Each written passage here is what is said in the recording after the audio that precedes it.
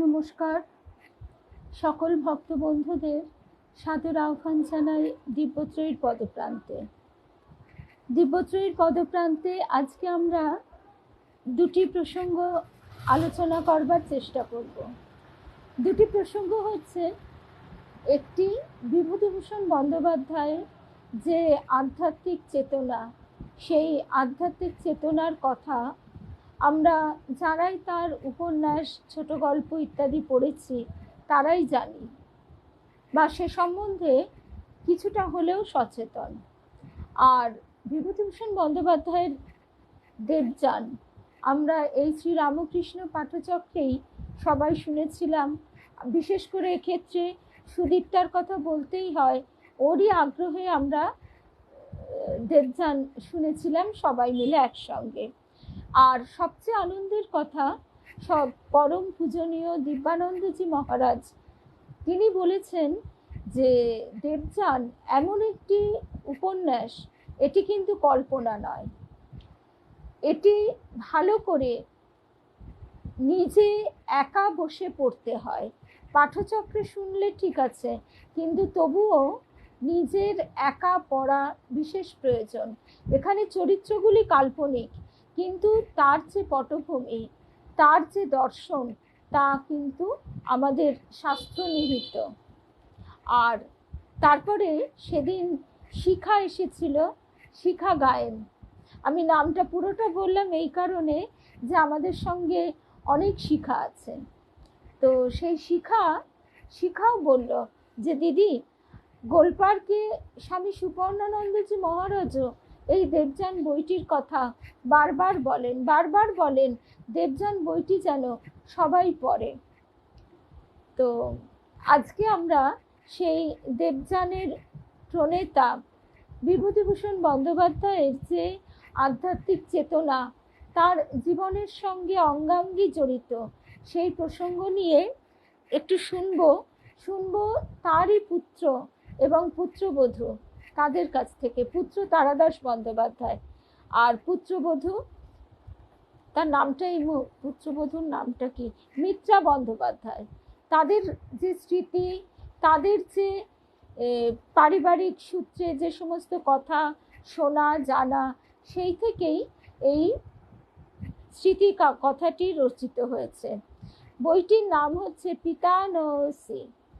এটি শুক্ল যজুর্বেদের একটি ছোট্ট শব্দ। তার অর্থ আমরা শুনব, তার আগে ভক্ত বন্ধুদের শুভ সন্ধ্যা জানাই।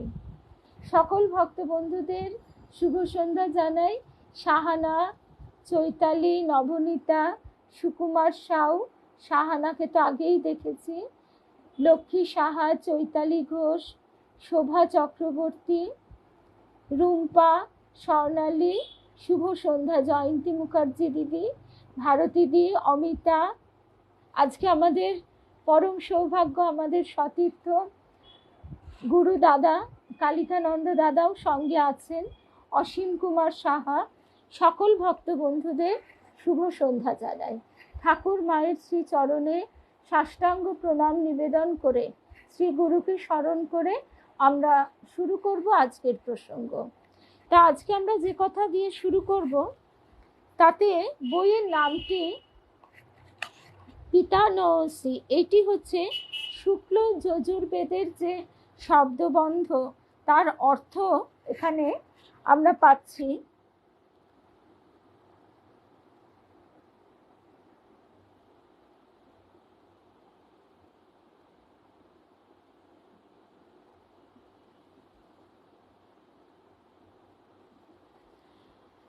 শুক্ল যজুর্বেদে পিতানহসি বলে একটি মন্ত্র আছে।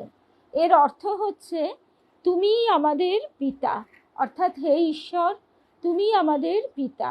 এই মন্ত্রটি অন্তরে আত্মস্থ করে রবীন্দ্রনাথ একটি গান লিখেছিলেন।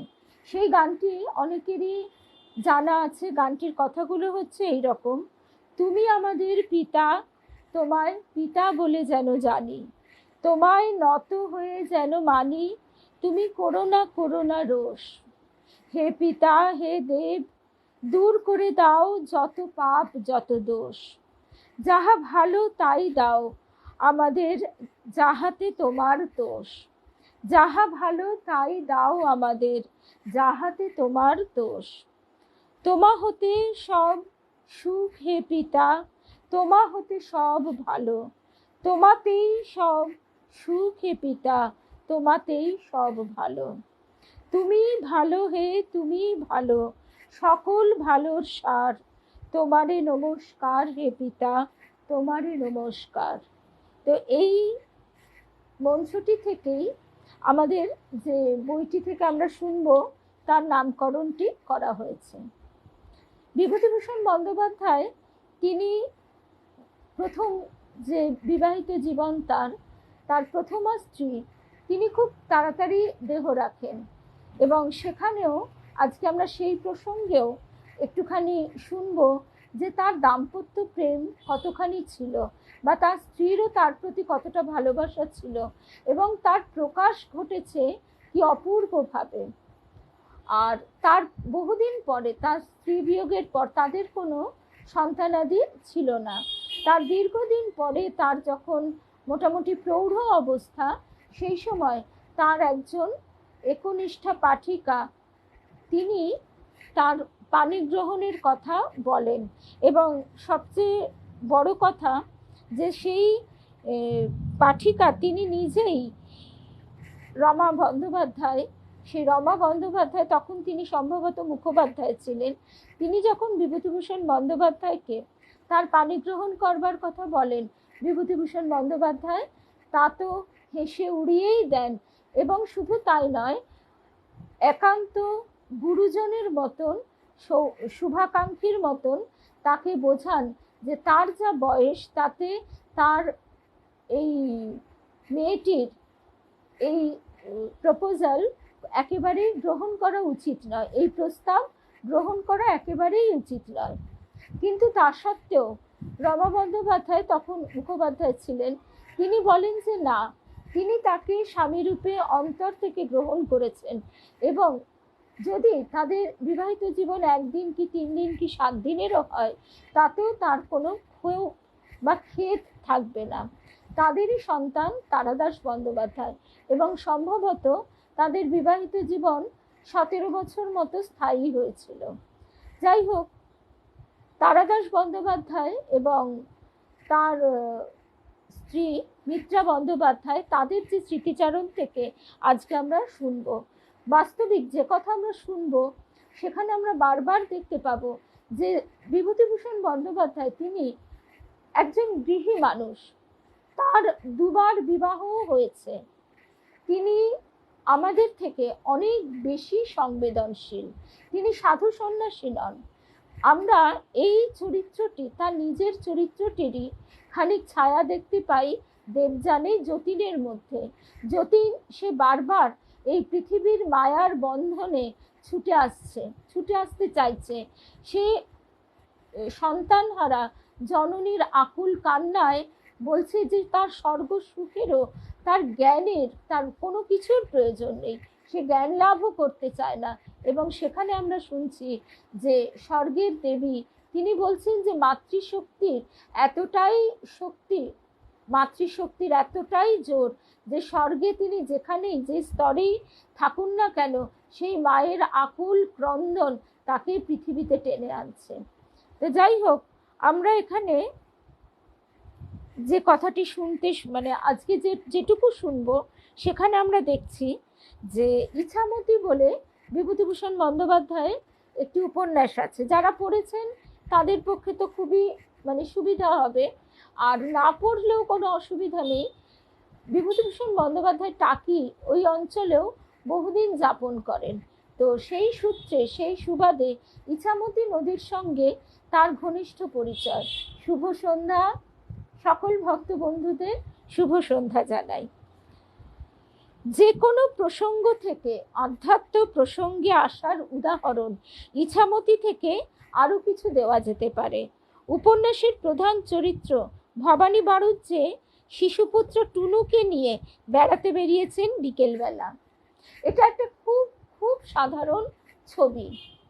বিশেষ করে আমরা এটার সঙ্গে আরো বেশি মেলাতে পারি, কারণ আমাদের সময় আমাদের বাবারা আমাদেরকে নিয়ে, বা দাদু, বাবা, কাকা, জ্যাঠা, এরা কি করতেন, আমাদের নিয়ে নদীর ধারে, আমার ছোটবেলা রিসরায় কেটেছে, গঙ্গার ধারে বেড়াতে নিয়ে যাওয়া, বা কোনো খোলা মাঠে, স্টেশনে, এইসব জায়গায় বেড়াতে নিয়ে যাওয়া। এইরকম আধুনিক বাবাদের মতো শপিং মলে বেড়াতে যাওয়ার প্রচলন তো ছিল না, জিনিসটার অস্তিত্বই ছিল না। আমরা যে কতটা গণ্ডিবদ্ধ, সীমাবদ্ধ হয়ে যাচ্ছি, সেটা যুগের গ্রাস, কিছু করার নেই। এখানে আমরা দেখছি যে শিশুপুত্র টুনুকে নিয়ে বিকেলবেলা বেড়াতে বেরিয়েছেন। লেখক বলছেন, মানে বিভূতিভূষণ বন্দ্যোপাধ্যায় এবারে ডেসক্রাইব করছেন, ভবানী বাড়ুজ্যে মুগ্ধ হয়ে ভাবেন, কোন মহাশিল্পীর সৃষ্টি এই অপরূপ শিল্প। এই শিশুও তার অন্তর্গত। এই বিপুল কাকলিপূর্ণ অপরাহ্নে এই যে চরিত্রটি ভবানী বাড়ুজ্যে, সে কিন্তু কোনো সাধু সন্ন্যাসী নয়, সে অত্যন্ত ছাপোষা একজন গৃহস্থ মানুষ, কিন্তু তার ভিতরে, অর্থাৎ আমাদের প্রত্যেকের ভিতরে এই অসীমের চেতনা বারে বারে আমাদের নক করে, ধাক্কা মারে। ঠাকুর তাই বলছেন যে মানুষ কি কম গা, সে অনন্তকে চিন্তা করতে পারে। ভবানী বাড়ুজ্যের কথায় বিভূতিভূষণ বন্দ্যোপাধ্যায় বলছেন, এই শিশুও তার অন্তর্গত। এই বিপুল কাকলিপূর্ণ অপরাহ্নে নদী জলের স্নিগ্ধতায় শ্রী ভগবান বিরাজ করছেন জলে, স্থলে, ঊর্ধ্বে, অধে, দক্ষিণে, উত্তরে, পশ্চিমে, পূর্বে। যেখানে তিনি, সেখানে এমন সুন্দর শিশুও অনাবিল হাসি হাসে। অর্থাৎ একটা শিশুর হাসির মধ্যে একজন সাধারণ গেরস্থ ছাপোষা মানুষও ঈশ্বরকে ক্ষণিকের জন্য হলেও, মুহূর্তের জন্য হলেও অনুভব করছে। অমন সুন্দর বসন্ত গৌরী পাখির হলুদ রঙের দেহে ঝলক ফুটে ওঠে।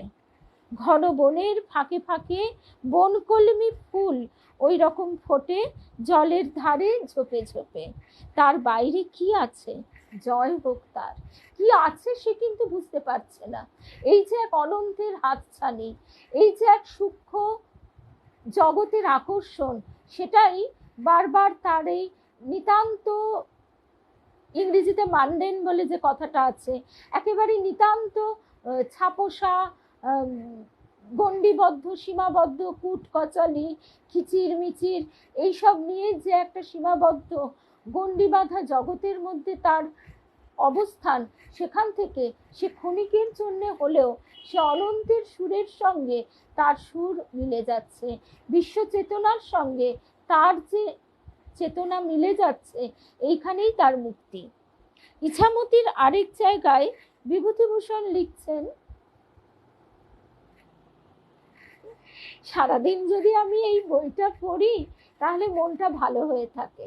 আজকে তো সারাদিন কোনো হই হুল্লোড় নেই, কাজকর্ম নেই, ঘরের মধ্যে বসে বসে বই পড়া। আচ্ছা, আরেকটা যে কথায় আমরা ছিলাম,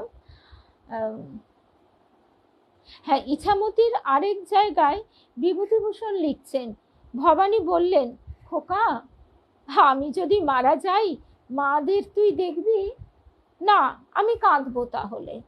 বল দেখি ভগবান কে? জানি নে। কোথায় থাকেন তিনি? ওই ওখানে। খোকা আঙুল দিয়ে আকাশের দিকে দেখিয়ে দিলে। তাকে ভালোবাসিস? না। একেবারে শিশুর সরল উক্তি, না। সে কি রে, কেন?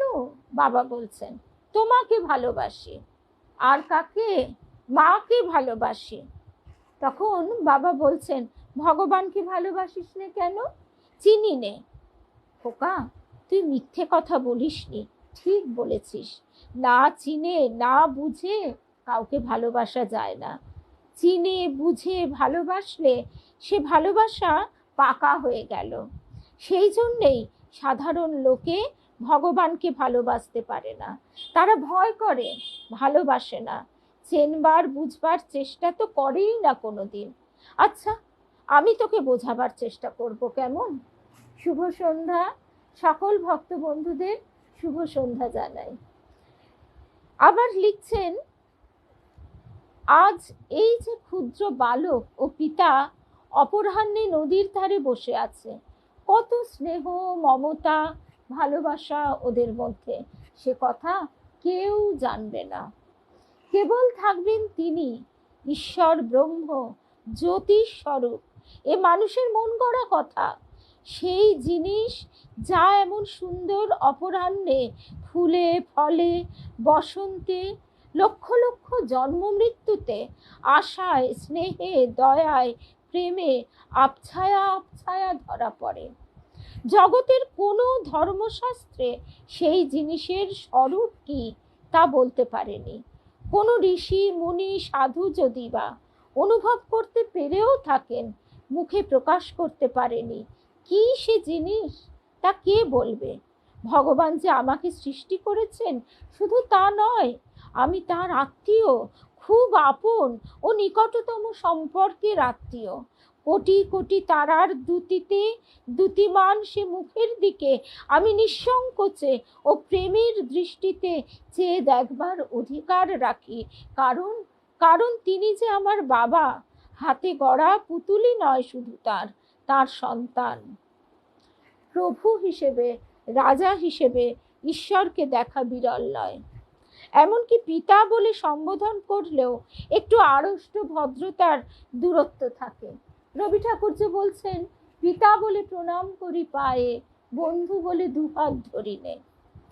তা ওই পিতা বললে একটু যেন আড়ষ্টতা থাকে, কিন্তু তৎসম শব্দের আশ্রয় ছেড়ে বিভূতিভূষণ ঘরোয়া গণ্ডির মধ্যে ভগবানকে পেতে চাইছেন, ডাকছেন বাবা বলে। জীবনের শেষ বছর অর্থাৎ 1950 সালের দিনলিপির সর্বত্র ঈশ্বরের কথা, কিন্তু এই প্রসঙ্গে পরে আমরা শুনব। এখানে লেখক আর এই বিষয়ে আপাতত আলোচনা করেননি, কিন্তু যতটুকু আমরা শুনলাম, এই ভবানী বাড়ুর যে চরিত্রটি, আমাদের কি মনে হয় না যে বিভূতিভূষণ বন্দ্যোপাধ্যায় স্বয়ং নিজে, তিনি স্কুল টিচার ছিলেন, তিনি স্কুলে মাস্টারি করতেন। তার বিবাহিত জীবনে তিনি যথেষ্ট সুখী এবং সুন্দর জীবনযাপন করেছেন, কিন্তু তার সেই জীবনের মধ্যেও বারে বারে এই যে এক অনন্ত জগতের হাতছানি, তাকে তিনি কখনোই উপেক্ষা করতে পারেননি। তারপরে যে অংশটি আমরা শুনব, সেখানে দেখা যাচ্ছে যে তার প্রথম স্ত্রীর কথা আমরা তো আগেই বললাম, প্রথম স্ত্রীর নাম গৌরী দেবী। সেই প্রসঙ্গে একটুখানি শুনি।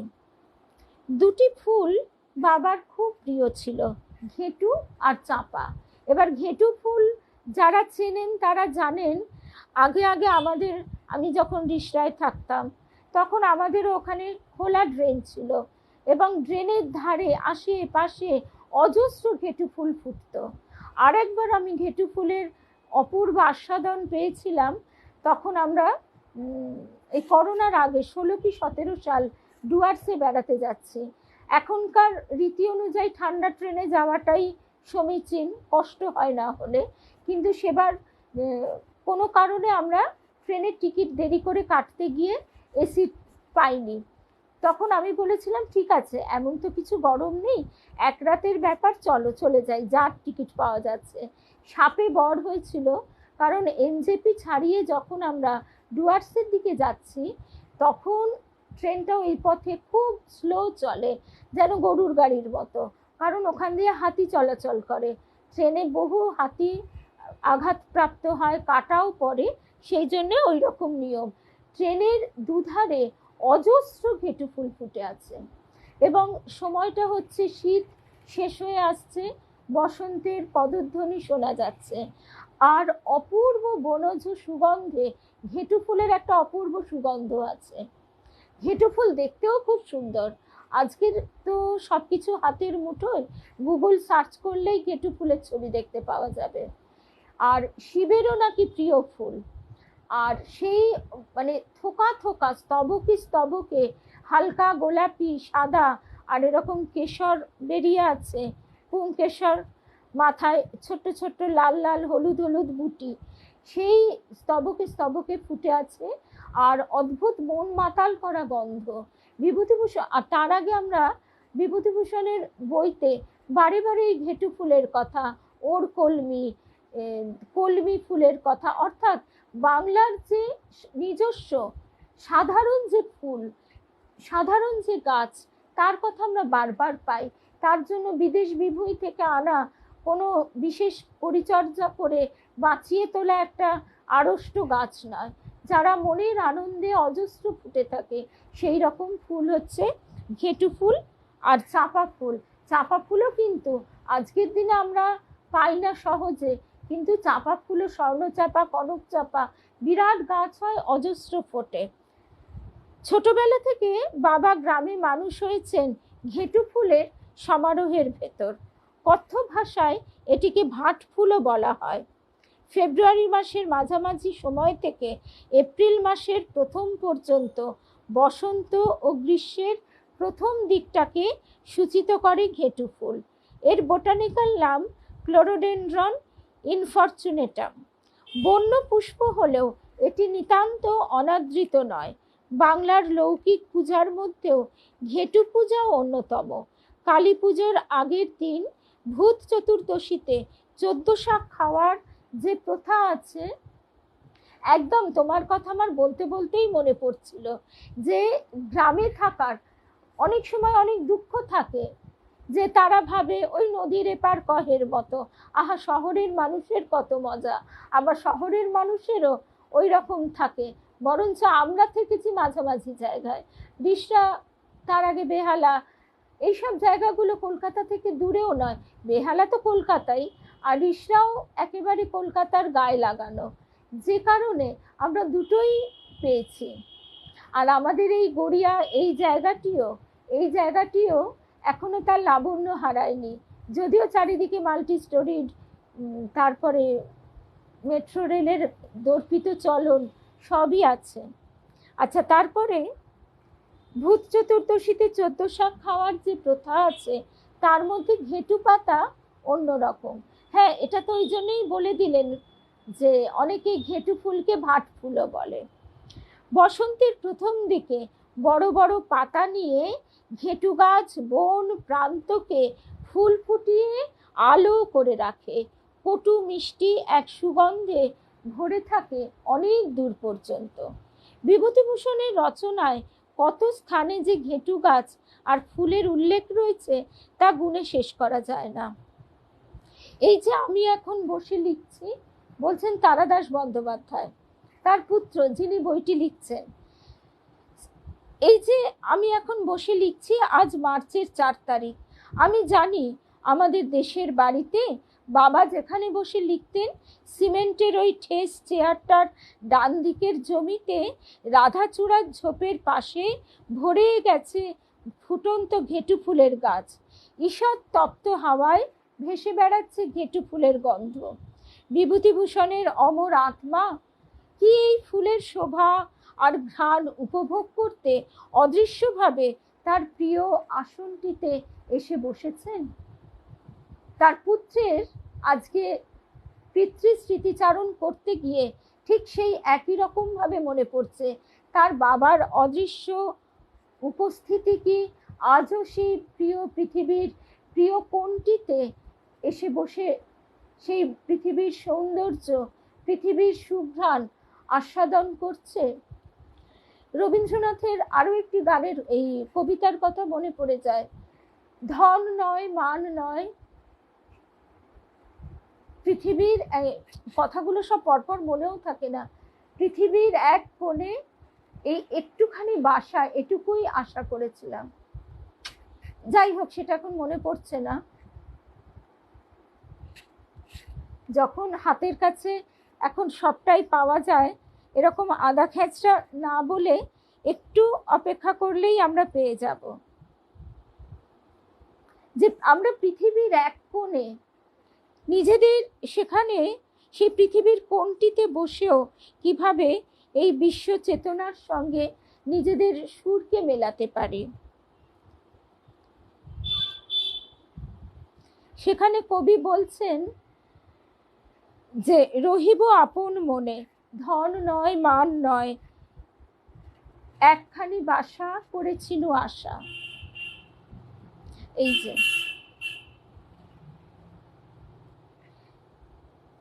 মস্ত যেসব কাণ্ড করি শক্ত তেমন নয়, জগৎ হিতের তরে ফিরি বিশ্ব জগৎময়। সঙ্গীর ভিড় বেড়ে চলে অনেক লেখাপড়া, অনেক ভাষায় বকাবকি, অনেক ভাঙা গড়া। ক্রমে ক্রমে জাল গেঁথে যায় গিঠের পরে গিট, মহল পরে মহল ওঠে, ইটের পরে ইট। কীর্তিরে কেউ ভালো বলে, মন্দ বলে কেহ, বিশ্বাসে কেউ কাছে আসে, কেউ করে সন্দেহ। কিছু খাঁটি কিছু ভেজাল, মশলা যেমন জোটে, মোটের পরে একটা কিছু হয়ে ওঠেই ওঠে। আমরা সবাই এই একটা কিছু হয়ে উঠতে চাই, কিন্তু যেসব ছোট আশা করুণ অতিশয়, সহজ বটে শুনতে লাগে, মোটেই সহজ নয়। একটুকু সুখ গানের সুরে, ফুলের গন্ধে মেশা, গাছের ছায়ার স্বপ্ন দেখা, অবকাশের নেশা।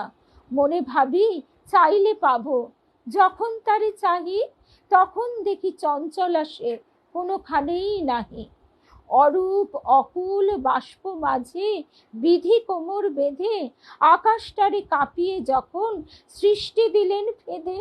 আদ্য যুগের খাটুনিতে পাহাড় হলো উচ্চ, লক্ষ যুগের স্বপ্নে পেলেন প্রথম ফুলের গুচ্ছ। এই এই প্রথম ফুলের গুচ্ছটুকুই পাওয়ার জন্য আমাদের সকলের যে আশা, কবি বলছেন যে এই এত কিছু হয়ে ওঠার জন্যে আমরা সবাই সবাই ব্যতিব্যস্ত। বহুদিন মনে ছিল আশা, ধরণীর এক কোণে রহিব আপন মনে, ধন নয় মান নয় একটুকু আশা বাসা করেছিল আশা। গাছটির স্নিগ্ধ ছায়া, নদীটির ধারা, ঘরে আনা গোধূলিতে সন্ধ্যাটির তারা, চামেলির গন্ধটুকু জানালার ধারে, ভোরের প্রথম আলো জলের ওপারে। তাহারে জড়ায়ে ঘিরে ধরিয়া তুলিব ধীরে, জীবনের কদিনের কাদা আর হাসা, ধন নয় মান নয় এইটুকু বাসা করেছিল আশা। ঠিক এই যে এইটুকু আমাদের ইচ্ছে করে, এবং আমরা যে সন্তান সন্ততি রেখে যাই সেটাও এই পৃথিবীর প্রতি তীব্র আকর্ষণে।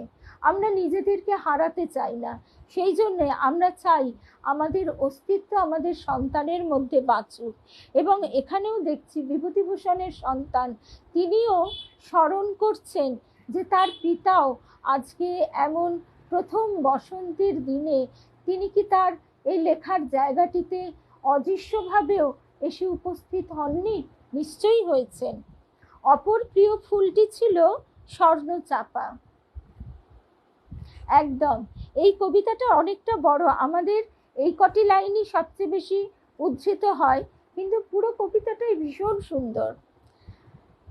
অপর প্রিয় ফুলটি ছিল স্বর্ণচাপা, বটানিক্যাল নাম মাইকেলিয়া চম্পক। বসিরহাটের ওপারে পানিতর গ্রামে আমার বড় মা মানে বিভূতিভূষণ বন্দ্যোপাধ্যায়ের প্রথমা স্ত্রী গৌরী দেবীর সঙ্গে বাবার প্রথম বিবাহ হয়।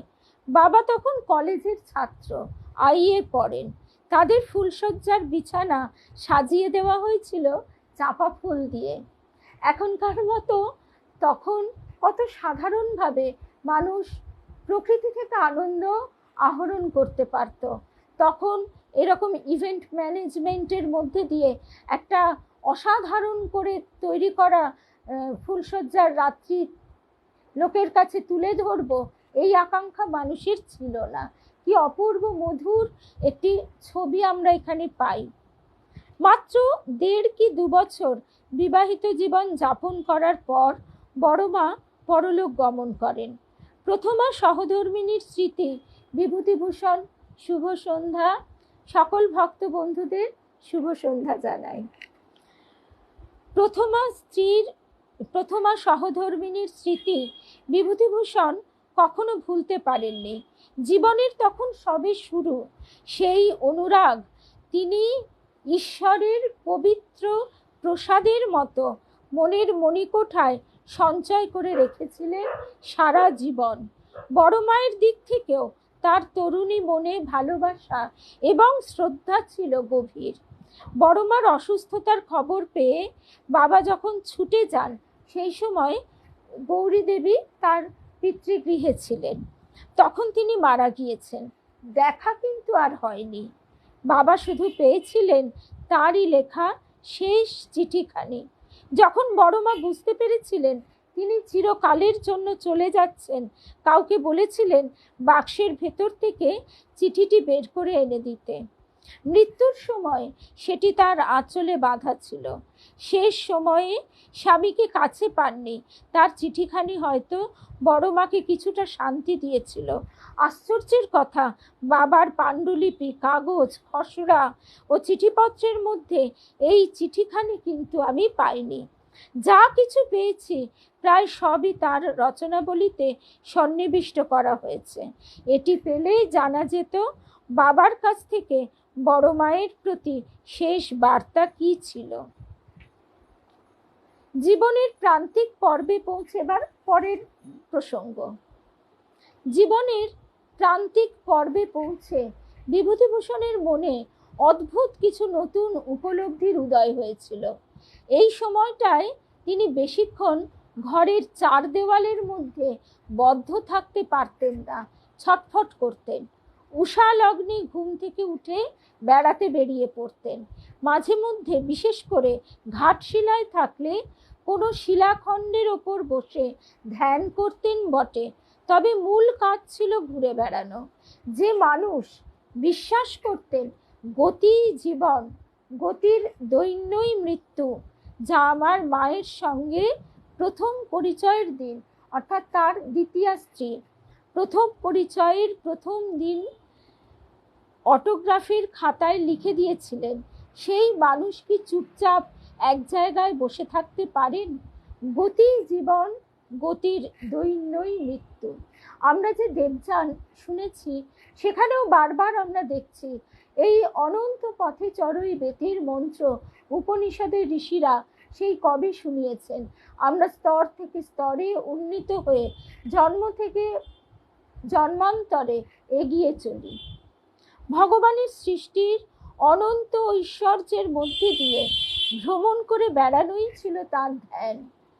ভগবানের সৃষ্টির অনন্ত ঐশ্বর্যের মধ্যে দিয়ে ভ্রমণ করে বেড়ানোই ছিল তার ধ্যান, তার পূজা এবং আরাধনা। রক্ত মাংসের মানুষের স্বাভাবিক বন্ধনগুলি তার খুলে পড়ছিল একে একে।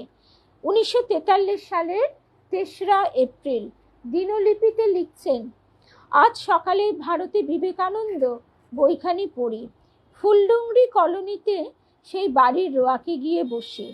তারা ভরা রাত্রি, অন্ধকার হয়ে গেছে, নির্জন নিস্তব্ধ। আজকে আমরা কজন সেই তারা ভরা রাত্রিকে কল্পনা করতে পারি? তবু আমরা তো অনেক সৌভাগ্যশালী যে আমরা লোডশেডিংয়ের যুগে বড় হয়েছি। সেই সময় রিষ্টার মতো জায়গাতেও মিল্কি ওয়ে দেখা যেত। শরৎকালে যখন আকাশ একদম পরিষ্কার থাকতো, রাস্তায় তখন এরকম কড়কড়ে আলো জ্বলতো না, ছোট ছোট বাল্ব জ্বলতো। আবার মাঝে মাঝে লোডশেডিং হয়ে সে সব নিভে যেত। তাই আরেকবার দেখেছিলাম শান্তিনিকেতনে বেড়াতে গিয়ে, সেটা হচ্ছে এই 95-96 সাল, বিয়ের পরে। সেই সময় বিয়ের আগেও দেখেছি এই রকম দৃশ্য।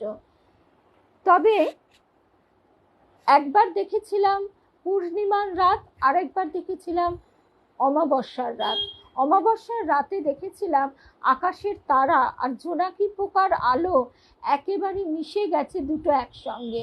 কোনটা তারা আর কোনটা জোনাকি পোকা জ্বলছে বোঝার উপায় নেই।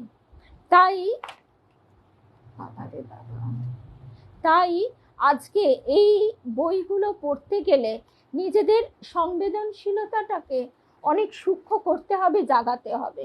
আমাদের মন যদি সবসময় ভোগ বাদে স্থূল খাওয়া দাওয়া, রেস্টুরেন্ট, শপিং মলে আবদ্ধ থাকে, এইসব আধুনিক সিনেমা হলে আবদ্ধ থাকে, তাহলে কিন্তু এই অনুভূতিগুলো আস্তে আস্তে আমাদের মৃতপ্রায় হয়ে যায়।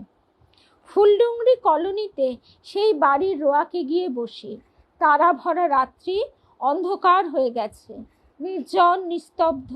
ওখানে বসে ভগবানের চিন্তা করি, ভগবানের কথা ভাবি। শুভ সন্ধ্যা পূজা। পূজা, তোকে আমি এই বইটার কথা বলি, এই বইটার কথা আমি সকলকেই বলছি। বইটা তো আবার উল্টো দেখাচ্ছে। যাকে পিতা নহসি, যারা সাহিত্য পড়তে ভালোবাসেন তাদের আশা করি খুব ভালো লাগবে, কারণ যারাই বাংলা সাহিত্য ভালোবাসেন তাদের প্রত্যেকের প্রিয় লেখক বিভূতিভূষণ বন্দ্যোপাধ্যায়। এবং বিভূতিভূষণ বন্দ্যোপাধ্যায়ের যে আধ্যাত্মিকতা তার লেখায়, তার জীবনে, তার সব বর্ণনে, তার যাপনে, সেটা আমরা অবাক হয়ে এখানে শুনছি, অনুভব করবার চেষ্টা করছি। মনে বড় শান্তি হয়। এই নক্ষত্র জগৎ তারই সৃষ্টি। একটা অনুভূতি অনেক দিন থেকে খুব সহজ হয়ে গেছে। মনে ভয় নেই, মনে ভয় নেই। আই অ্যাম, একথার অর্থ সহজ হয়ে গেছে, জোর করে আনতে হয় না। আমি চিরকাল আছি, চিরকাল থাকবো, একথা এখন কমনপ্লেস নলেজ হয়ে উঠেছে আমার মনে। অর্থাৎ তার অন্তরে সেই বোধটা এতটাই গভীরভাবে প্রথিত হয়েছে যে এর সঙ্গে আমরা রবীন্দ্রনাথের এই গানটা একদম মেলাতে পারি। সেই গানটা হচ্ছে এই রকম, গানের কথাগুলো।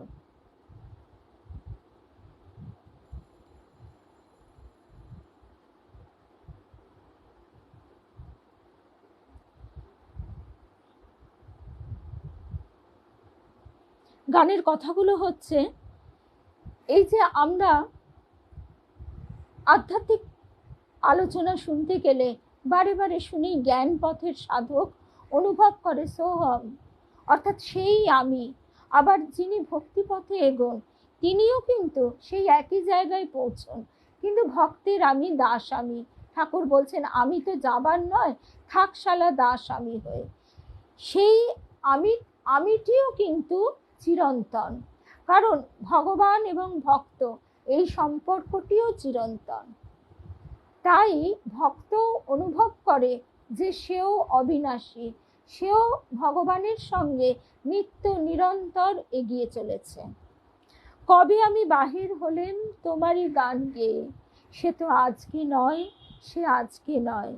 ভুলে গেছি কবে থেকে আসছি তোমায় চেয়ে, সে তো আজকে নয়, সে আজকে নয়।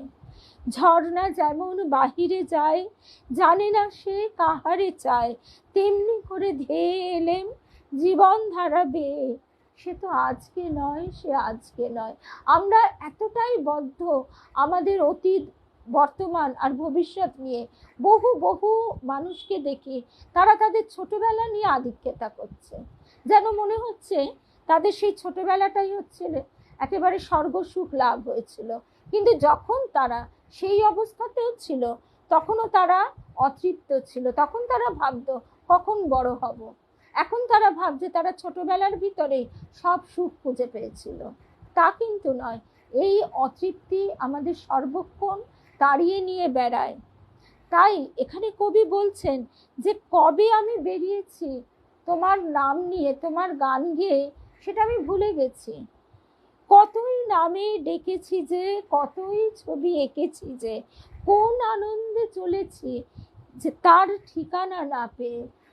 ঠিকানার সন্ধান এখনো আমি জানি না কোথায় পৌঁছবো, তবে যারা ঠাকুর যাদের কৃপা করেছেন তারা অন্তত এই এই একটা অনুভূতি লাভ করে যে তারা ঠাকুর মায়ের চরণ তলে তাদের ঠিকানা লেখা আছে। সে তো আজকে নয়, সে আজকে নয়। পুষ্প যেমন আলোর লাগি, না জেনে রাত কাটায় জাগি, তেমনি তোমার আশায় আমার হৃদয় আছে চেয়ে, সে তো আজকে নয়, সে আজকে নয়। তাই এই যে অনন্ত পথ চলা, তিনি বলছেন বিভূতিভূষণ বন্দ্যোপাধ্যায়, একথা আমার মনে একেবারে দৃঢ় হয়ে বসেছে কমনপ্লেস নলেজ হয়ে উঠেছে। আমি চিরকাল আছি, চিরকাল থাকব। ভগবানে ভক্তির সঙ্গে সঙ্গে এই বিশ্বাস সুদৃঢ় হয়ে যায় মনে। জগতে ব্রহ্ম ছাড়া আর কিছু নেই, সবই তিনি, এক মহা চৈতন্য। এ কথাটা সর্বদা বুঝতে চেষ্টা করছি। এ একটা নতুন লেসন, যা নতুন শিখেছি, এখনো আয়ত্ত হয়নি। আমাদের দেবীমা এই কথাটা বলতেন যে বুদ্ধি যোগ দ্বারা আমরা বুঝতে পারি, আভাস পাই, কিন্তু ওই আয়ত্ত হয়নি। আয়ত্ত করতে গেলেই তপস্যা লাগে, সাধনা লাগে। তবে ভয়, পাপের সেন্স এসব আর নেই। মন খুব নির্ভীক হয়ে উঠেছে তাঁরই কৃপা। সব প্রাকৃতিক দৃশ্যই ভগবানের সাকার রূপ। যা কিছু দেখছি, পাহাড়, নীল আকাশ, পাতা ওঠা শালবন, ঝর্ণা, পাখির কলরব, সব সব তিনি, সব তিনি, সাকার ঈশ্বর। বিভূতিভূষণের পিতামহ তারিণীচরণ নিষ্ঠাবান ধার্মিক ব্রাহ্মণ ছিলেন, পেশায় ছিলেন কবিরাজ। শোনা যায় জীবনে তিনি কখনো মিথ্যা কথা বলেননি। দরিদ্র রোগীদের বিনামূল্যে চিকিৎসা করতেন। ইছামতি উপন্যাসের রামকানাই কবিরাজের চরিত্রটি পিতামহ তারিণীচরণের আদলেই বিভূতিভূষণ রচনা করেছিলেন। পিতা মহানন্দ ছিলেন পণ্ডিত, কিন্তু বিষয়ী ছিলেন না, অবৈষয়িক, একদম ঋণাদি, আসবো যাবো চিরদিনের সেই আমি। পিতা মহানন্দ ছিলেন পণ্ডিত, কিন্তু অবৈষয়িক, সরল এবং ভবঘুরে ধরনের। বিভূতিভূষণের মধ্যে এই সবগুলি গুণ প্রকাশিত হয়েছিল। এবার যে কথাটা তিনি বলছেন, আধ্যাত্ম ভাবনা অনেকগুলি সৎ ও মহৎ চেতনার অন্তিম প্রকাশ। অর্থাৎ আধ্যাত্ম চেতনা জাগ্রত হয় মানুষের যে জন্মে, তার আগে কিন্তু অরুণোদয় ঘটে। অর্থাৎ এই যে তার ভিতরে অকপটতা থাকে, সারল্য থাকে, তার ভিতরে সত্য থাকে, বিষয়ী মনোভাব, পাটোয়ারি বুদ্ধি থাকে না। বাবা ও ঠাকুরদার কাছ থেকে প্রাপ্ত চারিত্রিক বৈশিষ্ট্য বিভূতিভূষণের চিন্তা ও ব্যক্তিত্বে স্থান করে নিয়েছিল। অরণ্য ও মানুষের প্রতি ভালোবাসাই তাকে পৌঁছে দিয়েছিল অরণ্য ও মানুষের স্রষ্টার পদপ্রান্তে। 31শে মার্চ 1943 দিনলিপিতে লিখছেন, বিকেলে ফুলডুংরি পাহাড়ে গিয়ে বসি। আর যারাই ওইসব অঞ্চল বেড়াতে গেছেন তারাই জানেন যে কি অপূর্ব এক আদিগন্ত সৌন্দর্যের বিকাশ ঘটেছে এই মালভূমি অঞ্চলটিতে। বিকেলে ফুলডুংরি পাহাড়ে গিয়ে বসি, এক মনে প্রকৃতির শোভা দেখি। কচি কলাপাতা রঙের নির্জন নতুন শালবন ও বুরুডি পাহাড়, এ যেন ভগবানের নতুন রূপ। যদি কেউ এমন সুন্দর ভুর্রু ফুল কেমন আমরা জানি না, ও করন্ধা ফুল ফোটা সাদা কোয়ার্জের স্তূপ ছড়ানো বনভূমি আমার কাছে বিক্রি করত, যে বনে 10 বছরের পুরনো মোটা গুঁড়িওয়ালা করন্ধা ও ভুর্রু রয়েছে, ছায়া আছে, পাখি ডাকছে, এসব আমি কাটতে পারতুম না। আমি যদি 10,000 টাকা দামও কেউ দিত আমাকে। আজকে আমরা এই লোভ লালসার একটা আদিম হিংস্র রূপ তো দেখতে পাই, সে নিয়ে আর আলোচনা করবার দরকার নেই, সে কথা আমরা সবাই জানি।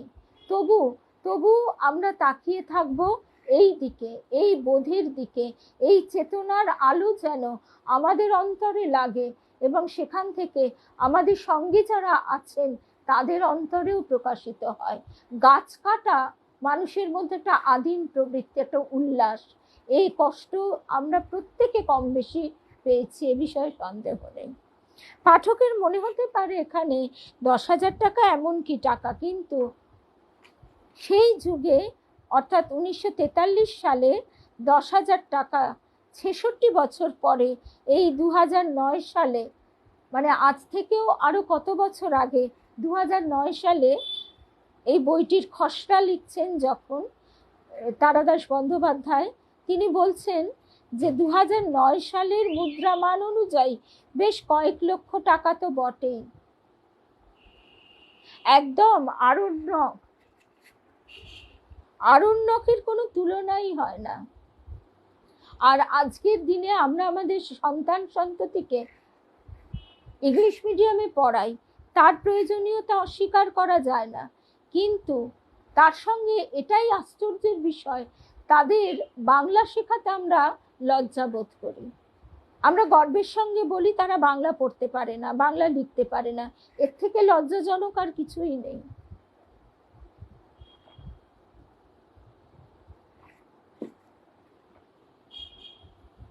মানুষ কোনোদিন মাকে ছেড়ে মাসিকে আপন করতে পারে না। সুতরাং নিজের ভাষাকে, মাতৃভাষাকে সবার আগে ভালোবাসতে হয়। যে নিজের ভাষাকে ভালো না বাসে সে কখনো আরেকটি ভাষাকে ভালোবাসতে পারে না। আচ্ছা, কিন্তু তার কাছে তারাদাস বন্দ্যোপাধ্যায় বলছেন শালবন, প্রকৃতি, পাহাড় ঈশ্বরের স্পর্শযোগ্য রূপ, টাচ।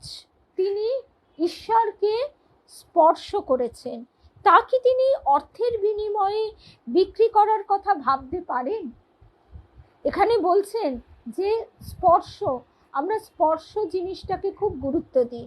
আমরা সেদিনই শুনছিলাম কথাটা পাঠচক্রে, যে স্পর্শ ইন্দ্রিয়, স্পর্শেন্দ্রিয়কে আমরা সবচেয়ে বেশি গুরুত্ব দিই, কারণ আমরা যখন স্পর্শ করি সেই জিনিসটাকে আমরা বাস্তব বলি।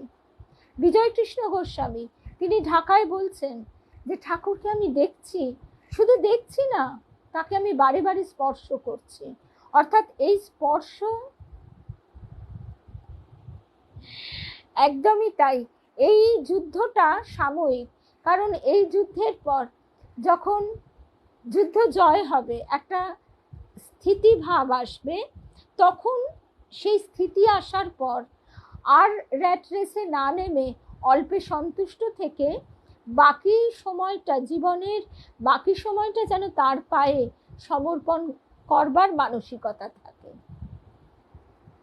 আচ্ছা, তারপর আমরা যে কথা, আরেকটা ব্যাপার, এই যে লোকে মনে করে ও বিদেশ গেল, ও এইটা করে ফেললো, ও সেইটা করে ফেললো, আমি পারলাম না, এই ভাবগুলো আমাদের সন্তানদের ভেতর তো আমরাই ঢোকাতে শুরু করি প্রথমে, তারপর আমরা তাদের দোষ দিই। তাই আজকে আমরা যতক্ষণ না সম্পূর্ণভাবে শরণাগতির পথে এগোতে পারবো, ততক্ষণ অন্যকে দোষ দিয়ে লাভ নেই। আমরা ঠাকুরের মায়ের এই কথাটা বিশেষ করে স্মরণ করি, যে লাটাইয়ে যেমন করে সুতো গুটিয়েছ তেমন করেই তো খুলতে হবে, নীল সুতো, লাল সুতো, সাদা সুতো, কালো সুতো পরপর তো ছাড়াতে হবে। তারপর যে কথায় আমরা ছিলাম, হ্যাঁ, বিভূতিভূষণ লেখক হিসেবে খ্যাতি অর্জন করলেও তখনও পর্যন্ত স্কুল শিক্ষক মাত্র। তার কাছে ওই টাকা অকল্পনীয় ঐশ্বর্য। স্কুল শিক্ষক মানে তার টাকাটা সীমিত, মোটা ভাত কাপড়, ঠাকুরের ভাষায় গ্রাসাচ্ছাদনের অভাব নেই। কিন্তু এমন নেই যে তাই দিয়ে একেবারে কি বলবো, মানে মানুষ আজকাল যেটা করে, ভোগের পেছনে উন্মাদনা, একেবারে চূড়ান্ত উন্মাদনার মধ্যে দিয়ে ছুটে চলে, সেই অবস্থা নয়। তাই এখানে আমরা দেখছি তার কাছে ওই 10,000 টাকা মানে কয়েক লক্ষ টাকা, কিন্তু এতটুকু লোভ তার নেই, কেননা এই সৃষ্টি তার কাছে ঈশ্বরের সাকার রূপ, যা তিনি স্পর্শ করতে পারেন। এবারে এই সময়টাতেই তারাদাস বন্দ্যোপাধ্যায় লিখছেন, এই সময়টাতেই বাবা রামকৃষ্ণ সাহিত্য পড়ছেন, একটু একটু করে ডুবে যাচ্ছেন আশ্চর্য বোধের গভীরে।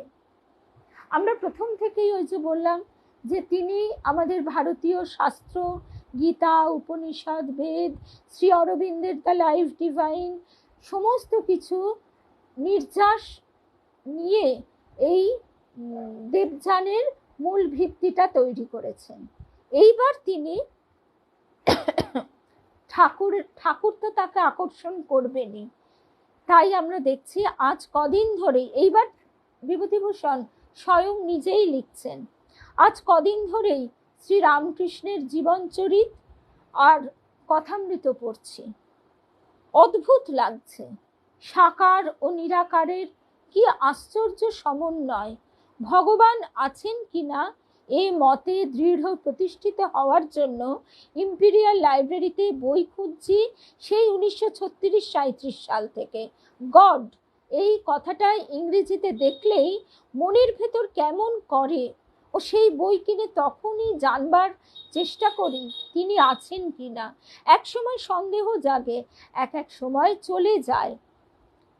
এই বছর স্টেনটন মোসেসের স্পিরিট টিচিংস পড়ে গড যে নিশ্চয়ই আছেন সে কথা ভালোভাবে বুঝলুম।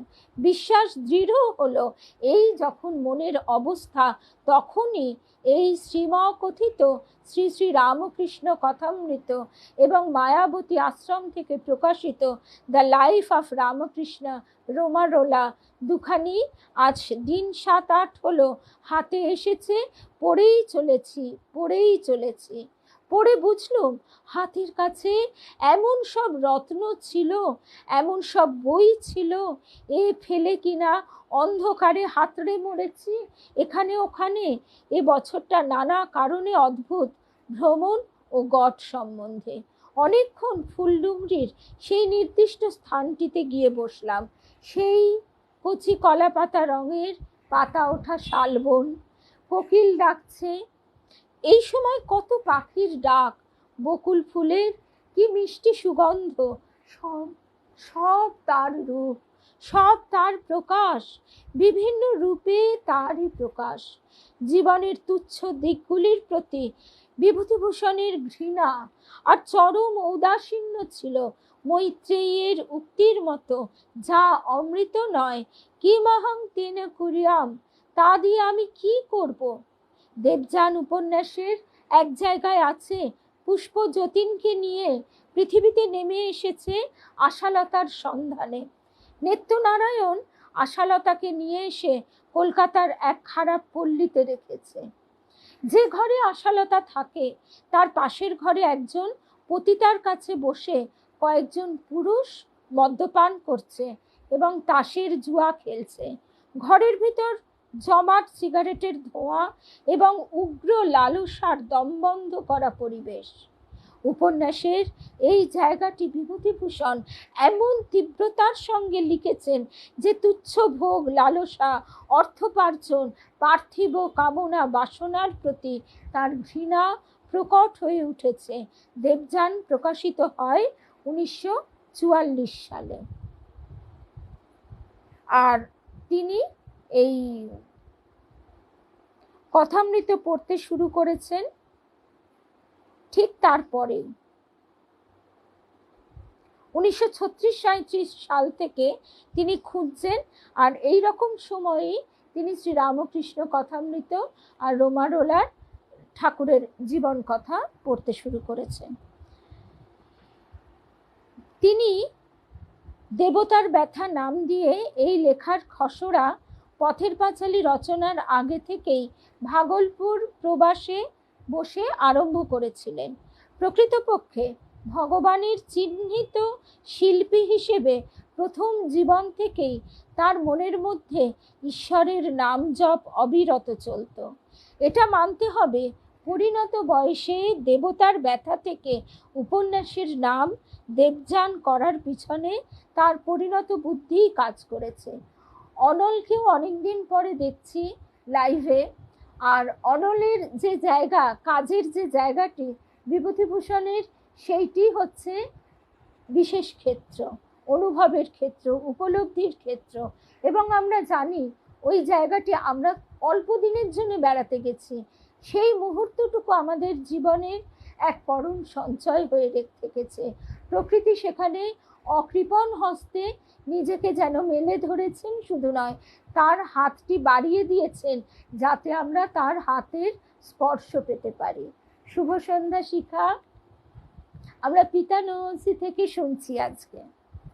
প্রথম পরিকল্পিত নামটিতে অর্থাৎ দেবতার ব্যথা, এই নামটিতে একটা সাধারণ মানসী ভক্তির প্রকাশ ছিল, কিন্তু দেবযান কথাটি উচ্চারণ করলেই মনে পড়ে আনিহারিকা সৌর চরাচর ব্যাপী ব্রহ্মাণ্ডের কথা। মনে হয় অশ্বা বিশ্বাসা সমন্ততঃ অনন্ত কোটি ব্রহ্মাণ্ডানি সাবর্ণানি জ্বলন্তি। 1943 সালের শেষ দিকে দেবযান লেখা শেষ হয়। 18 ডিসেম্বর তিনি লিখছেন, রাত্রে এসে বসে লিখি আশার নরক ভোগ অধ্যায়। বাংলা সাহিত্যে কেন, বিশ্ব সাহিত্যে একমাত্র মারি করেলের রোমান্স অফ টু ওয়ার্ল্ডস ব্যতীত দেবযানের সমকক্ষ আশ্চর্য উপলব্ধি এবং আধ্যাত্ম চেতনা সম্পন্ন উপন্যাস বর্তমান লেখকের চোখে পড়েনি। অর্থাৎ বলছেন তার পুত্র তারাদাস বন্দ্যোপাধ্যায়।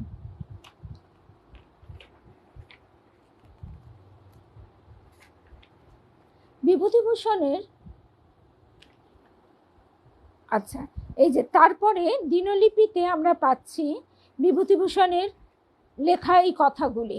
সকাল থেকে রোদে বসবার পূর্বে লেপ মুড়ি দিয়ে বসে দেবযান লিখি খানিকটা, তারপর রোদে বসে লিখে বইটি আজই বেলা 2:30 থেকে 3:30-র মধ্যে শেষ করি। অবশ্যই হয়তো পুনর্লিখন আছে বা সংশোধন আছে, ভগবানের জয় হোক। তারই জগতের সৃষ্ট প্রাণীর অর্থাৎ আমাদের অনন্ত পথ ও তার মহিমা কীর্তন করেছি এই বইতে। আশা করি লোকের মনে আনন্দ হবে এই বই পড়ে। ভগবান আশীর্বাদ করুন। একদম অনল, ভগবান আশীর্বাদ করুন এই বইতে লিখিত সত্যগুলি যেন লোকের মনে শান্তি দেয়। এবং ওই যে প্রথমেই বললাম, স্বয়ং স্বামী দিব্যানন্দজি মহারাজ এবং গোলপার্কে স্বামী সুপর্ণানন্দজি মহারাজ দুজনেই বলেছেন এই বইটা বিশেষভাবে একা নিজে নিজে পড়বার জন্য। শিখা বলে গেছে সেদিন, আর দিব্যানন্দজি মহারাজের কথা সুদীপ্তা, সুতা পাওরা সবাই বলেছে। বিভূতিভূষণের এই প্রার্থনা সফল হয়েছিল। এইবার আমরা এই প্রসঙ্গের একদম শেষ পর্যায়ে এসে গেছি। 8:30টাও বেজে গেল। আসলে বিষয়গুলি এত এত আকর্ষণীয়, অনেকটা সময় লেগে যায় বটে।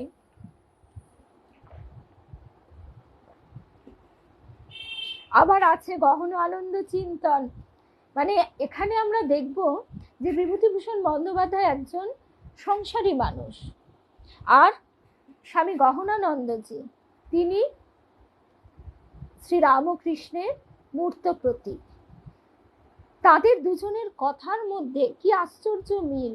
এই যে আমরা সংসারের তুচ্ছতার মধ্যে নিজেদের আবদ্ধ করে রাখি, এর থেকে মুক্তির উপায় আমরা নিজেরাই খুঁজে পাব। আচ্ছা, এবার এইটুকু না বললেই নয়, বিভূতিভূষণের এই প্রার্থনা সফল হয়েছিল।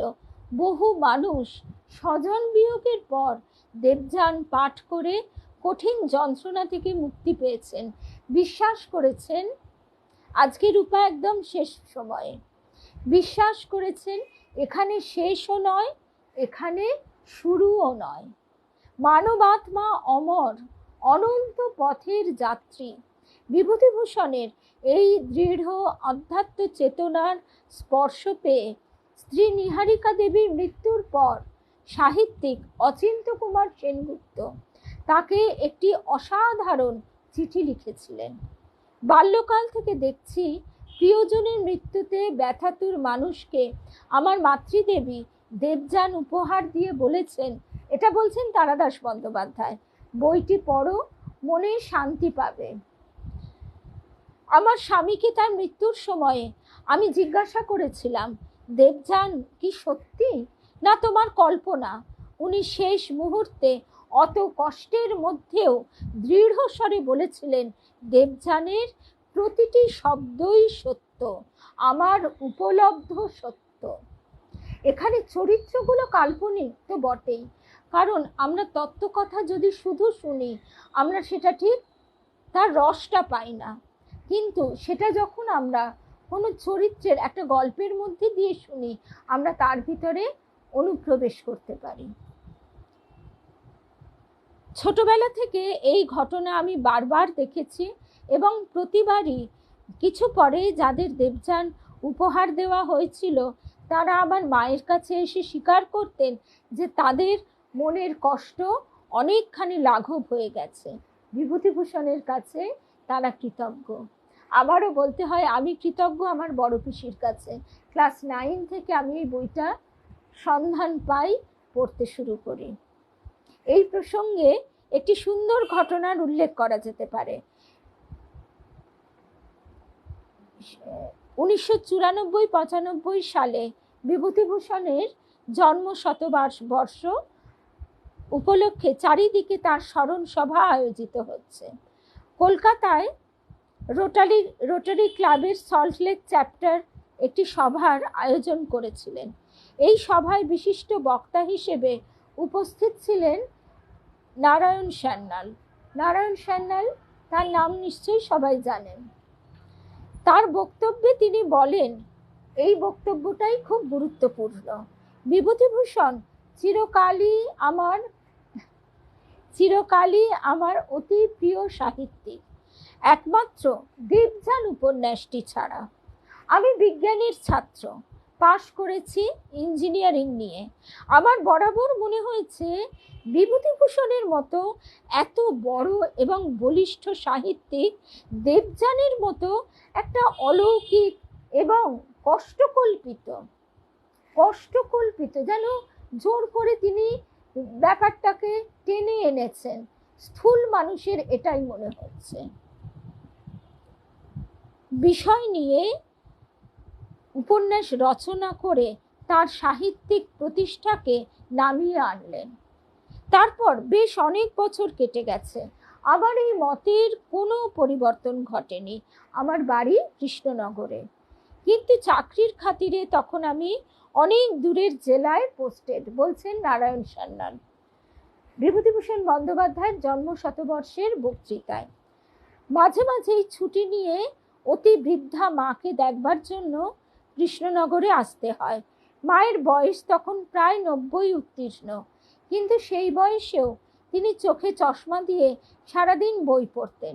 বাড়ি থেকে কেউ গিয়ে কৃষ্ণনগর ডিস্ট্রিক্ট লাইব্রেরি থেকে তার জন্য বই এনে দিত।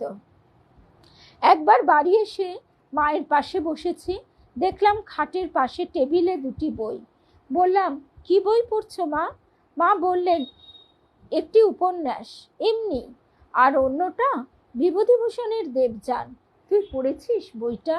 আমি মাকে বলতে যাচ্ছিলাম যে বইটা আমি পড়েছি এবং আদৌ ভালো লাগেনি, অলৌকিক এবং বানানো গল্প বলে মনে হয়েছে। কিন্তু আমি কিছু বলবার আগেই মা একটি অদ্ভুত কথা বললেন। তিনি বললেন, দেখ নারায়ণ, কদিন ধরে তোকে দেখবার জন্য আমার খুব মন কেমন করছিল। মনে হচ্ছিল আমার তো বয়স হয়ে এসেছে, এখন তো হঠাৎ আমাকে এই সুন্দর পৃথিবী, গাছপালা, প্রকৃতির সৌন্দর্য, বিশেষ করে তোকে ছেড়ে চলে যেতে হবে। মায়েদের তো সন্তানের প্রতি যে এক অদ্ভুত আকর্ষণ, একথা বলতে আর অপেক্ষা রাখে না। তাহলে আমার মনটা এত খারাপ লাগছিল, মৃত্যুর ভয়ে আর আশঙ্কায় আমি যেন কেমন হয়ে গিয়েছিলাম। কিন্তু দেবযান পড়ে আমার মনে হলো, ও মা, তাহলে তো আমি কোথাও যাব না, আমার আত্মার তো মৃত্যু হবে না। যে কথা আমরা এতদিন শুনেছি তাকে যেন উপলব্ধি করলাম। আমি তোকে দেখতে পাবো, এই পৃথিবীর রূপ রস সব উপভোগ করতে পারবো। আমার মৃত্যু ভয় একদম দূর হয়ে গিয়েছে। তুই বইটা পড়েছিস? না হলে ভালো করে পড়। আমার এবার ছেলে নারায়ণ সান্যাল বলছেন, আমার বৈজ্ঞানিক বুদ্ধি দিয়ে দেবযান সম্বন্ধে আমি যে বহু বছর লালিত বিরূপ মন্তব্য করতে যাচ্ছিলাম, তা আমার মুখেই আটকে গেল। আমি অবাক হয়ে বুঝতে পারলাম, আমি সন্তান হয়ে মানুষের সবচেয়ে বড় যে ভয়, সেই মৃত্যু ভয় থেকে মাকে রক্ষা করতে পারিনি, কিন্তু অনেক দূরের অদেখা একজন মানুষ বিভূতিভূষণ তার রচনা পাঠ করে মায়ের মন থেকে মৃত্যু ভয় দূর হয়ে গেছে। এই প্রথম আমি দেবযান উপন্যাসের মহত্ব উপলব্ধি করতে পারলাম। মনে মনে প্রণাম জানালাম বিভূতিভূষণকে। আজকে আমরা এই অবধি শুনলাম, আর শেষটুকু এইটুকুই শুনি যে বিভূতিভূষণ তার ডায়েরিতে লিখছেন, যখন ছেলের জ্বর এসেছে, মানে তারাদাস বন্দ্যোপাধ্যায়ের, এতদিন থার্মোমিটার ও টেম্পারেচার দেখে দেখে পাগল, মন খারাপ, ভগবান রামকৃষ্ণ ও বিবেকানন্দের ছবির কাছে প্রার্থনা করি। স্কুল থেকে বাড়ি এসে শুনি জ্বর কমে গেছে। রামকৃষ্ণদেবকে, বিবেকানন্দকে কি বলে কৃতজ্ঞতা জানাবো? ভগবান তো বাবা, তাকে আর কি জানাবো? কি আনন্দ হচ্ছে আজ রাত্রে, ছেলের জ্বর সেরে গেছে। অনেক বয়সের ছেলে তো, তাই। আর এমনি যে মানুষ এত সংবেদনশীল, একটি শিশুর প্রবল জ্বর, কিছুতেই জ্বর ছাড়ছে না, তিনি ঠাকুর আর স্বামীজির ছবির সামনে প্রার্থনা করছেন, আর তারপরে উপলব্ধি করছেন যে আর কি বলবো, তিনি তো বাবা, বাবাকে আর কি বলা যায়।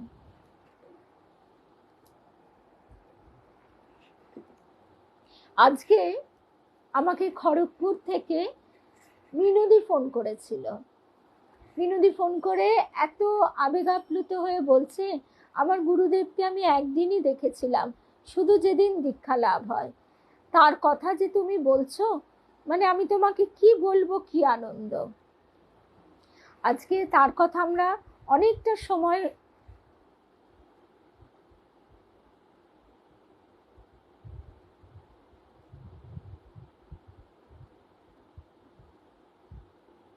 আমি পরে ভালো করে কমেন্টগুলো পড়বো গো, এত তাড়াহুড়ো করে পড়তে পারছি না।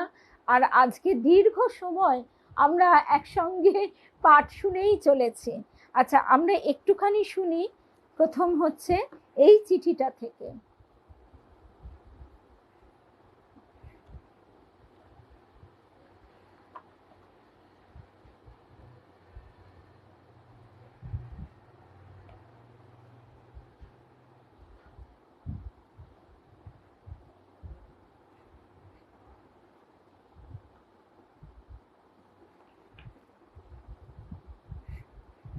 নিজের মা থেকে বিচ্ছিন্ন হওয়া বালক তার মাকেই খোঁজে, গহন আনন্দ চিন্তন।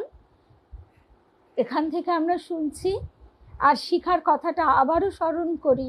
শিখামায় বইটা দিয়ে বলেছে আমরা সবাই মিলে শুনবো, আমরা সবাই কৃতজ্ঞ তোমার কাছে গো। আচ্ছা, এখানে মহারাজজি লিখছেন তার সন্তানকে, শিষ্য সন্তানকে, নিজের মা থেকে বিচ্ছিন্ন হওয়া বালক তার মাকেই খোঁজে, মা মা বলে চিৎকার করে, কান্নাকাটি করে, ব্যাকুল হয়ে ডাকাডাকি করে। প্রার্থনার অর্থ, প্রার্থনা কথার মানেটা আমরা কি জানি, এখানে মহারাজজি ব্যাখ্যা করে দিচ্ছেন একদম রূপা।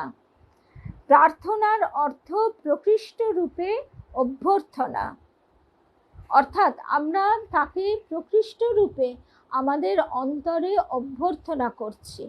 বালক তার মা থেকে বিচ্ছিন্ন তো হয়ে গেছে, কিন্তু মা তার সত্তাতে ওতপ্রোতভাবে জড়িত হয়ে আছে। সে সর্বক্ষণ মায়ের কথা চিন্তা করতে থাকে। এই ভাবটা ঠাকুর মা যেন কৃপা করে আমাদের দেন। আমরা মনে মনে চিন্তা করি পার্থিব বিষয়, পার্থিব বন্ধু বান্ধব, আত্মীয় স্বজন, হই হুল্লোড়, নানা বিষয় নিয়ে আমরা চিন্তা করি। চিন্তা করি নিজেদের অতীত নিয়ে, ভবিষ্যৎ নিয়ে। কিন্তু মহারাজজি বলছেন যে মা বালকের সত্তাতে ওতপ্রোতভাবে জড়িত হয়ে আছে, সে সর্বক্ষণ মায়ের কথা চিন্তা করতে থাকে। ঠিক সেই রকম তুমিও শ্রী শ্রী ঠাকুরের প্রতি তোমার প্রার্থনা সম্পর্কে চিন্তা করো। তোমার নিজস্ব সত্তা শ্রী শ্রী ঠাকুরের সত্তার সঙ্গে ওতপ্রোতভাবে জড়িত হয়ে আছে। যেমন বালকটির সত্তা তার মায়ের সঙ্গে জড়িত। ভবতারিণী মায়ের কথা আমার এই চিঠিটি পড়তে পড়তে মনে পড়ে যাচ্ছে। ভবতারিণী মা, তাপসী বসুমতী মা ঠাকুরের গলা ধরে ঝুলে পড়েছে, গলা ধরে ঝুলে ঠাকুরের কাছে বায়না করছে। এই কথাটি তোমায় বুঝতে হবে। যখন পুরোপুরি বুঝে নেবে তখন সেই বালকের মতো ব্যাকুল হয়ে শ্রী শ্রী ঠাকুরকে ডাকবে, আর একাগ্রতার সন্ধান করে ঘুরে বেড়াতে হবে না। আমরা একাগ্রতার জন্যে কত দূরে দূরে যাচ্ছি, মঠে, মিশনে, ভক্ত সম্মেলনে, এদিক ওদিক। আরে নিজের ঘরে নিজের বিছানাটি তো যোগসজ্জা। এখানে বসে আমার অন্তরের অন্তঃস্থলে তিনি আমারই দিকে চেয়ে অপেক্ষা করে বসে আছেন। এইটা যেদিন ঠিক ঠিক বুঝতে পারবো, সেদিন সেদিন আর একাগ্রতার সন্ধান করে ঘুরে বেড়াতে হবে না। প্রভুর সঙ্গে নিজের সম্পর্ককে আনুষ্ঠানিক বা প্রথাগত করো না, স্বাভাবিক করো। বাস্তবে প্রভু তোমার আদর্শ স্বরূপ। সর্বক্ষণ মনে মনে প্রভুর নাম করার অভ্যাস করো।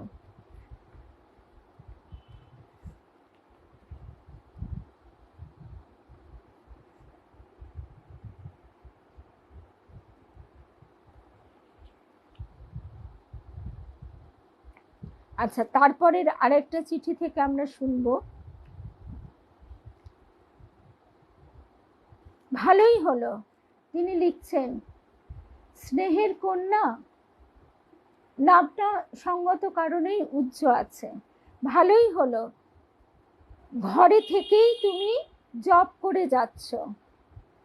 একদম খোঁজ খোঁজ খোঁজ, খুঁজলে পাবি হৃদয় মাঝে বৃন্দাবন। আমরা হৃদয়ের বৃন্দাবন পেলে বৃন্দাবনে দৌড়চ্ছি, চারিদিকে ধুলো মাছি, তার স্থূল রূপটা দেখে অস্থির হয়ে আবার ছুটতে ছুটতে হুড়মুড় করতে করতে বাড়ি আসছে। রবি ঠাকুরও বলছেন যে তারে দেখবো বলে চারিদিকে ঘুরে বেড়ালাম, দেখা হলো না, শেষে ফিরে এসে আপন দেশে তারে নিত্য হেরি দুনয়নে। অর্থাৎ সেটা আমার অন্তরেই আছে। এই বোধটা যেদিন আমাদের মুখের কথা না, একেবারে প্রাণের কথা হয়ে দাঁড়াবে, সেই দিনের জন্য আমাদের আকুল প্রার্থনা যে সেই স্পর্শযোগ্য অনুভূতিটা তুমি আমাদের দাও। ভালোই হলো, ঘরে থেকেই তুমি জপ করে যাচ্ছ। যতদূর পারো একই আসনে বসে সংখ্যা রেখে জপ করো। তুমি 108 বার জপের কথা বলেছ। তুমি কি জানো না, শ্রী চৈতন্য মহাপ্রভু 2 লক্ষ বার জপ করতেন। বিষ্ণুপ্রিয়া 2.5 লক্ষ বার জপ করতেন। আমাদের সাধুদের মধ্যে স্বামী বিরজানন্দজি মহারাজ 1,08,000 বার সংখ্যা রেখে জপ করতেন। এখন বুঝে নাও, শ্রীমূর্তির ধ্যান, শ্রীমূর্তির ধ্যান তোমার মনের নির্মলতার উপর নির্ভর। নিজের মনে আসা ভাবনাগুলোর সঙ্গে পরিচিত হওয়ার চেষ্টা করো। অনেকেই বলেন যে এই রকম জপ করতে বসলে হয় ঘুম পায়, নয় মনে নানা চিন্তা আসে। সেই প্রসঙ্গে মহারাজজি বলছেন যে নিজের মনে আসা ভাবনাগুলোর সঙ্গে পরিচিত হওয়ার চেষ্টা করো। যেমন ঘর পরিষ্কার করার আগে ওখানে কোথায় কোথায় নোংরা আছে জেনে নাও, তারপর ওটাকে পরিষ্কার করো। কবি গাইছেন, আমারই ঘর বহু যতন করে, ধুতে হবে মুছতে হবে মোরে, আমারে যে জাগতে হবে, কি জানি সে আসবে কবে। এই নিরালায় যদি আমায় পড়ে তাহার মনে, আজ জ্যোৎস্না রাতে সবাই গেছে বনে। অর্থাৎ সবাই বাইরে চলে গেছে, বনে জ্যোৎস্না রাত পুলকিত, সেখানে নানা জনে নানা আনন্দ ফুর্তির সন্ধানে গেছে, কিন্তু আমাকে জেগে থাকতে হবে। এই নিরালা গৃহকোণে ঘরটি সযত্নে সাজিয়ে বসে থেকে অপেক্ষা করতে হবে, কি জানি যদি আমায় তার মনে পড়ে। নিজের মনে আসা ভাবনাগুলোর সঙ্গে পরিচিত হওয়ার চেষ্টা করো। যেমন ঘর পরিষ্কার করার আগে ওখানে কোথায় কোথায় নোংরা আছে জেনে নাও, তারপর ওটাকে পরিষ্কার করো। ঠিক তেমনি মনের বাসনাগুলোর সঙ্গেও ভালো করে পরিচিত হয়ে যাও, জেনে নাও কি কি বাসনা তোমার মনে আছে, তবেই ওইগুলোকে পরিষ্কার করতে পারবে। এই কথাগুলো সম্পর্কে আমি তোমাকে আগেও বলেছিলাম, নিশ্চয়ই মনে আছে। আজকে একদম শেষ চিঠিতে আমরা চলে এলাম। সেখানে বলছেন মহারাজজি, ইচ্ছা বুদ্ধির উপর নির্ভর। বুদ্ধি নিজের পুরনো কর্মের দ্বারা উৎপন্ন সংস্কারের উপর নির্ভর।